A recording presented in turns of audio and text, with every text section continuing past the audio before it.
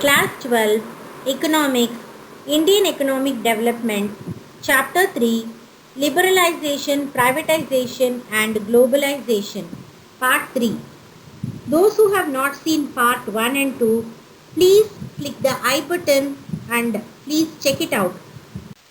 Hi guys, I welcome you to my Schooling YouTube channel. We are going to discuss about liberalization, privatization and globalization part 3 in this chapter.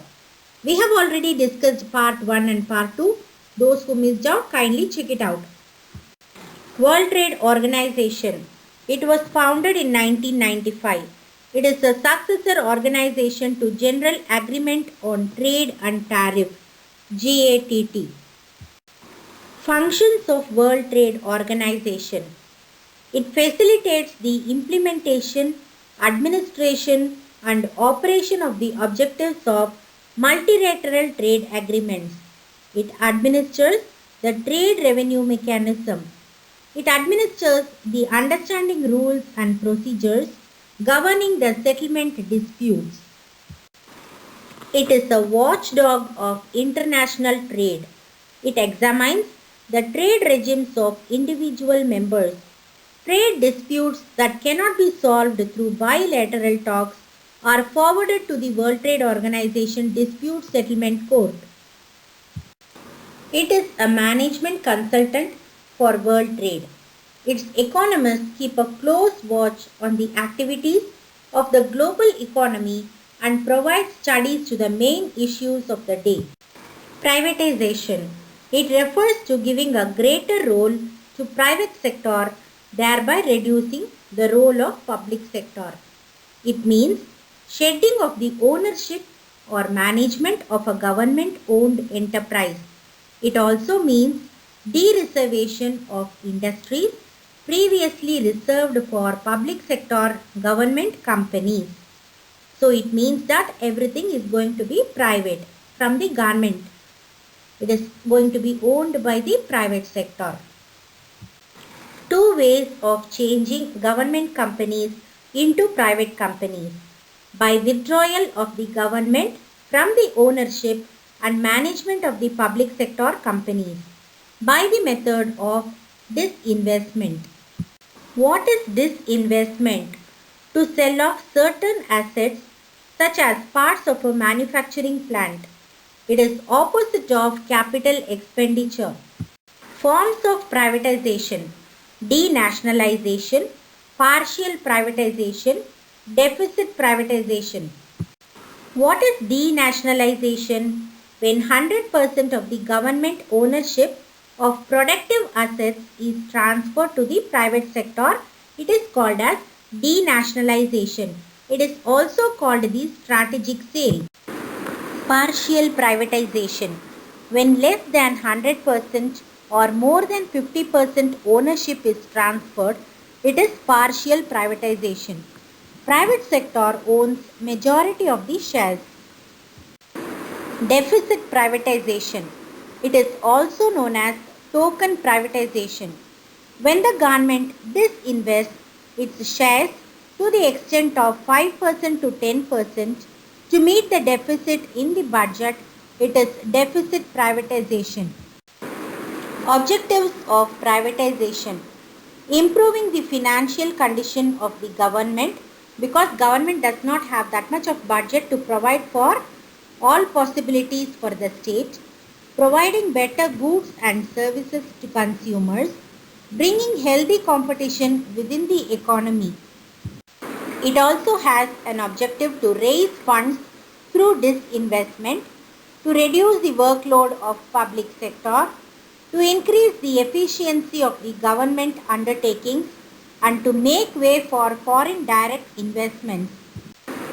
Navratnas and public enterprise policies: to improve efficiency, to infuse professionalism, to enable to compete more effectively, to act in the liberalized global environment. Government identifies public sector units and declare them as Maharatnas, Navratnas and Mini Ratnas. So the other objective of privatization is to make greater managerial and operational autonomy in taking various decisions to run the company efficiently and thus increase their profits. Greater operational, financial, and managerial autonomy has also been granted to profit-making enterprises referred to as mini Navratnas. In 2011, about 90 public enterprises were designated with different status. Few examples: the status of Maharatna has been given for Indian Oil Corporation Limited and Steel Authority of India Limited. The status of Navratnas have been given to Bharat Heavy Electricals Limited, Mahanagar Telephone Nigam Limited. The status of mini Navratnas has been given to Bharat Sanchar Nigam Limited and Airport Authority of India. We have already been discussing about globalization. It is integrating the economy and it is a complex phenomenon. It is an outcome of the set of various policies. It aims at transforming the world today. It attempts to establish links. It creates a borderless world. Outsourcing. What is outsourcing? It is an outcome of globalization. A company hires regular service from external sources, mostly from other countries. Earlier, they were utilizing their own resources. Services like legal advice, computer service advertisement, etc. are being done in outsourcing. Outsourcing means getting a work done on contract from someone outside the country. Outsourcing intensified. The reason of growth is mode of communication, particularly in information technology (IT). Business process outsourcing (BPO), voice-based business processes, call centers, record keeping, accountancy, banking services, music recording, film editing, book transcription, clinical advice, teaching outsourced by companies from developed countries into India.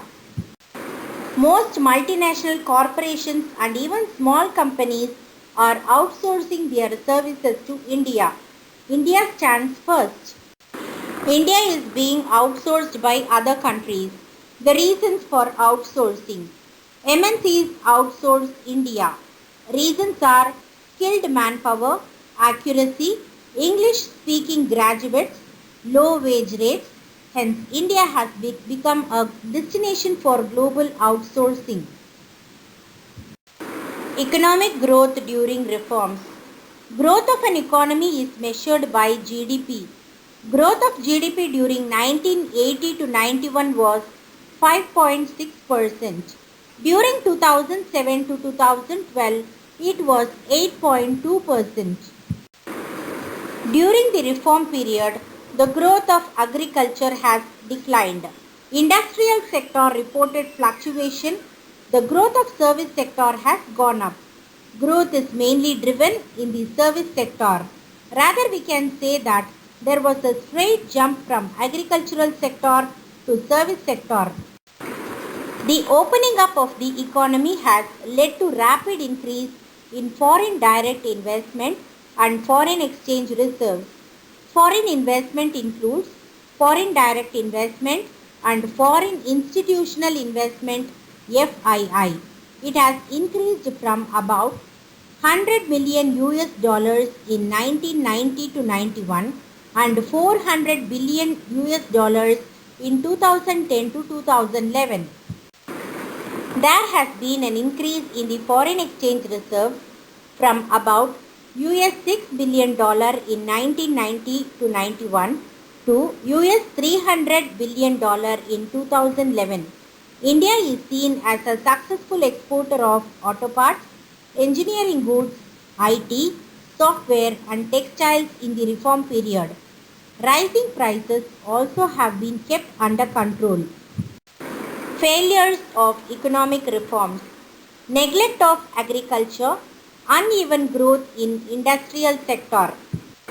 The reasons for agricultural deterioration, rural distress, Public investment in agriculture sector, especially in infrastructure, which includes irrigation, power, roads, market linkages, has been reduced in the reform period. Removal of fertilizer subsidy has led to increase in the cost of production, which has severely affected small and marginal farmers. Reduction on import duties on agricultural products, removal of minimum support price and lifting of quantitative restrictions have increased the threat of international competition to the Indian farmers. Export-oriented policy strategies in agriculture has been a shift from production for the domestic market towards production for the export market, focusing on cash crops in lieu of production of food crops. Uneven growth in industrial sector, decreasing demand of industrial products. Cheaper imports have decreased the demand for domestic industrial goods. Globalization created conditions for the free movement of goods and services from foreign countries that adversely affected the local industries and employment in developing countries. It is evidently clear that few of the local industries' products will not be that much good enough as compared to the foreign products. So globalization has created a condition that local industries are affected. Uneven growth in industrial sector, inadequate investment in infrastructural facilities such as power supply. Developing country like India still does not have access to developed country markets because of high non-tariff barriers. Sirsila tragedy. Privatization of power supply in Andhra Pradesh resulted in substantial increase in power rates, causing many power looms to shut down in a small town, Sirsila. 50 workers committed suicide as they lost their livelihood. Drawbacks of liberalization, privatization and globalization. This led to urban concentration of growth process. It encouraged economic colonialism. It resulted in the spread of consumerism. It also led to cultural erosion. We have come to the end of this chapter. Hope all of you would have understood and enjoyed my video. If you like my video, please like, share, comment and subscribe to Schooling. Press the post notification for getting notified for my new videos. If you have any questions, ask me in Instagram. Thank you.